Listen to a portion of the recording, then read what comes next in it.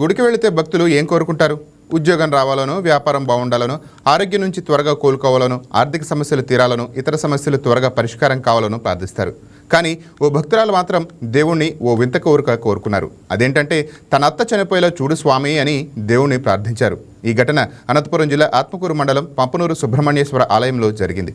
ఆలయ హుండీ లెక్కంలో భాగంగా 20 రూపాయల నోటుపై రాసి ఉన్న కోరికను చూసి అంతా అవాక్కయ్యారు. స్వామి, మా అత్త వేధింపులు తట్టుకోలేకపోతున్నాను, తొందరగా మా అత్తని చంపేలా చూడు స్వామి అని రాసి ఉంది. అంతేకాదు మరో 20 నోటు పైన స్వామి, మా అత్తగారు త్వరగా చనిపోవాలని ఇంగ్లీష్లో రాసి ఉంది. ఈ 2 నోట్లు చూసి పంపనూరు సుబ్రహ్మణ్యేశ్వర ఆలయ అధికారులు షాక్కు గురయ్యారు. దేవుణ్ణి ఇలా కూడా కోరుకుంటారా అని ఆశ్చర్యపోయారు.